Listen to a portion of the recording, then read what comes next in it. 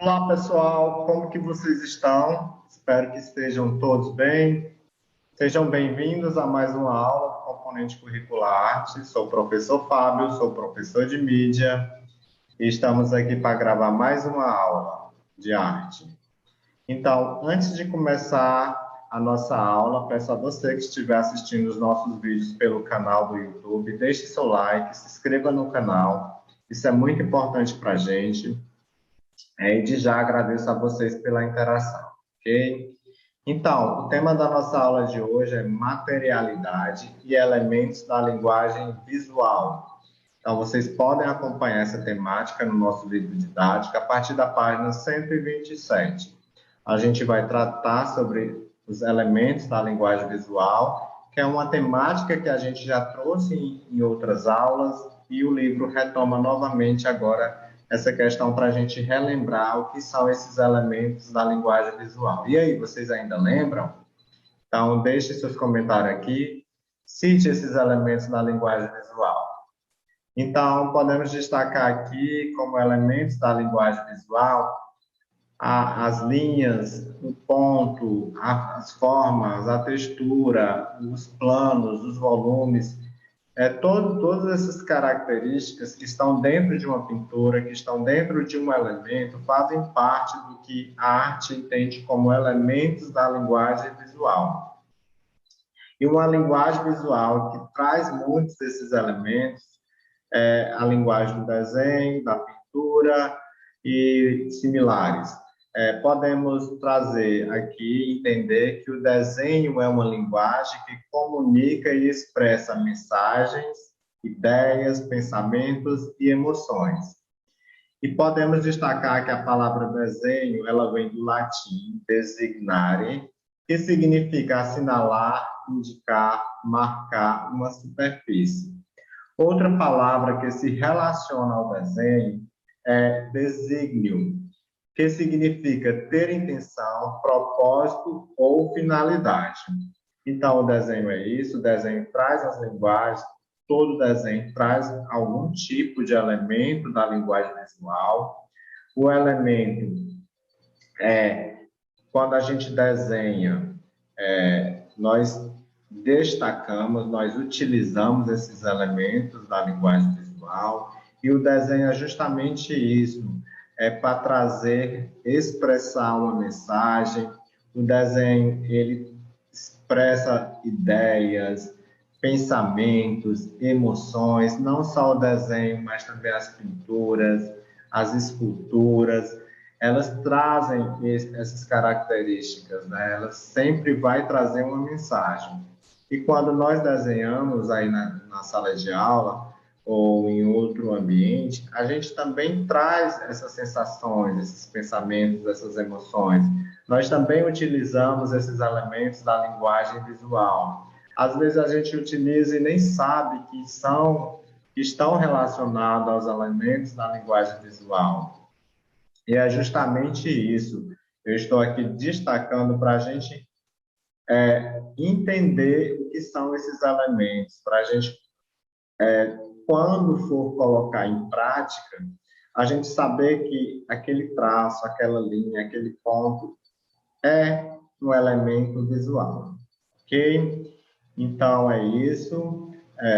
Solicito a você que faça uma leitura mais aprofundada aqui da página 127 para você entender melhor sobre essa cultura, também sobre os povos africanos que trazem esses elementos, essas materialidades da linguagem da arte, do desenho, da cultura, dentre outras características, certo? Então, tem muita coisa interessante para a gente saber sobre a linguagem do desenho, sobre os elementos da linguagem visual. Ok? Então, vamos para o nosso próximo slide. Nesse outro slide aqui, a gente ainda continua destacando a arte do desenho, aqui com ênfase nessa imagem aqui, essa fotografia bem antiga, é o registro do artista estadunidense Larry Rivers. Ele é um artista dos Estados Unidos. Ele, além desenhista, ele foi músico, foi saxofonista de jazz, foi pintor, foi escultor e desenhista também. Então, essa imagem é uma imagem bem antiga, uma imagem da década de 60, mas que traz esse artista que até hoje é reconhecido mundialmente por trazer a arte, por trazer essas linguagens da arte para a gente apreciar e conhecer, ok? Além disso, esse artista, o Larry Rivers, ele representou, né, foi um dos representantes do expressionismo e da pop art, né, que são movimentos artísticos, são movimentos artísticos e culturais. Ele foi um dos que se destacaram nesses movimentos, tanto do impressionismo como do pop art. E entendendo que o expressionismo é um movimento artístico, né, que se concretizou mais fortemente na Alemanha no início do século XX. E uma das características do impressionismo era justamente expressar as emoções de forma dramática. Nós temos algumas obras, como O Grito, que está relacionado ao expressionismo, que traz as emoções, e alguns artistas trabalharam e fizeram parte desse movimento. E o artista aqui em questão também fez parte de dois movimentos, expressionismo e do pop art. Além do jazz, esse artista ele foi saxofonista de jazz, o jazz, entendendo que o jazz, aqui, como vocês podem perceber, é um gênero musical baseado na improvisação e na livre interpretação. Então, o jazz está relacionado com a linguagem musical, diferente do desenho, né, do expressionismo, que está relacionado com a linguagem do desenho e da pintura. E aqui, para fechar, esses movimentos que o Larry Rivers fez parte, nós destacamos também o pop art. O pop art foi um movimento artístico e cultural que aconteceu no início da década de 60.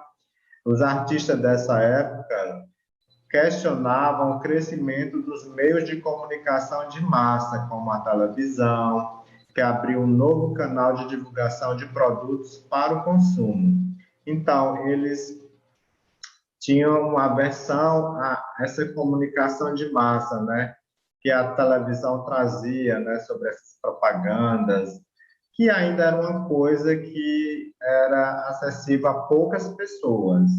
Imagine se fosse hoje que a comunicação em massa praticamente é acessível a todas as pessoas, a quase todas as pessoas, né?